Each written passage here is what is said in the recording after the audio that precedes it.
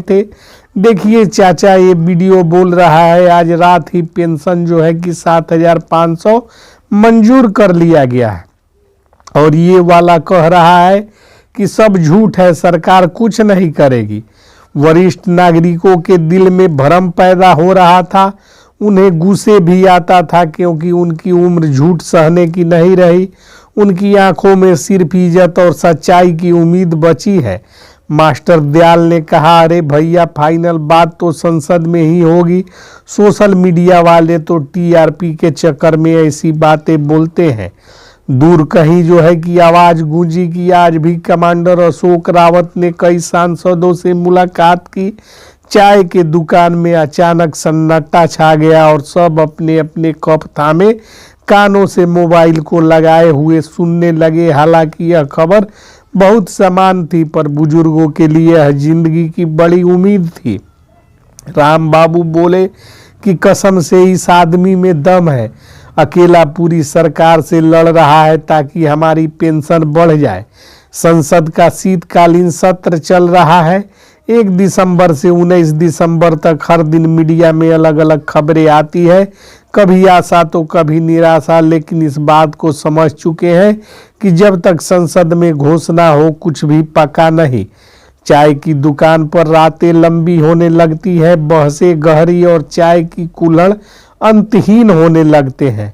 रात के लगभग 10 बजने वाले थे, तभी दुकान में एक व्यक्ति आया, कंधे पर बैग, हाथ में मोटी डायरी और चेहरे पर थकान। अरे ये तो चंद्रपाल जी हैं।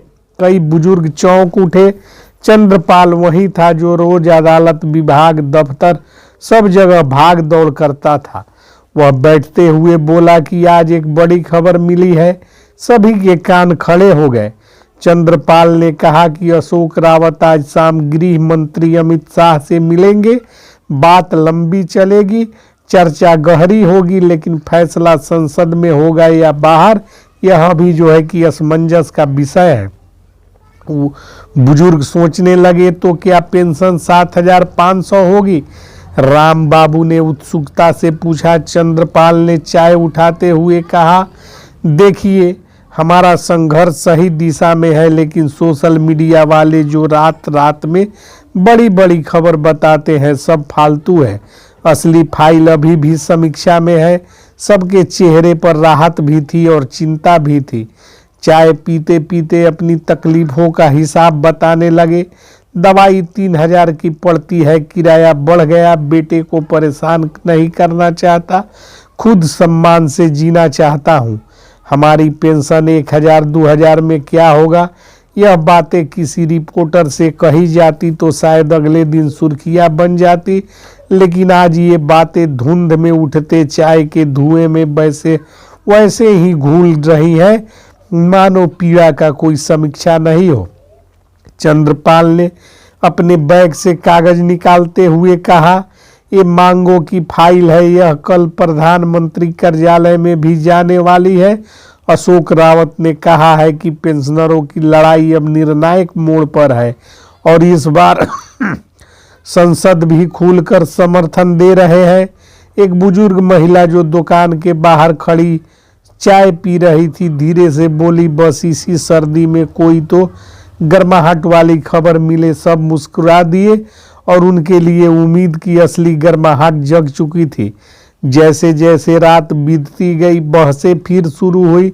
सरकार चुनाव से पहले जरूर करेगी, नहीं तो सरकार को हमें खुश करना ही होगा।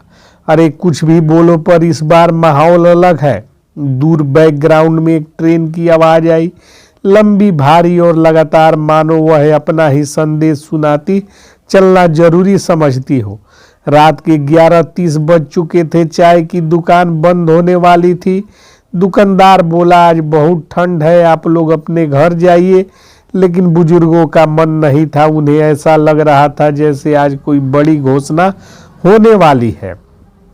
जैसे जैसे इस धुंध में कहीं कोई खबर तैर रही है जो अभी अभी निकलने वाली है। राम बाबू ने कहा, कल संसद में बहस है, देखते हैं क्या हो सकता है। कल का दिन इतिहास में लिखा जाएगा। सबके चेहरे पे हल्की मुस्कान थी, थकान भी थी, पर उम्मीद से बड़ी जो है कि कोई चीज नहीं होती है। सभी बुजुर्ग उठकर अपने अपने घरों को चल दिए। दुकान बंद हो गई, रोशनी बुझ गई, लेकिन सड़क पर जमे कोहरे में भी एक गर्माहट का एहसास था, जैसे हवा कह रही हो संघर्ष जारी है, सुबह जरूर आएगी, कहानियां समाप्त नहीं होती।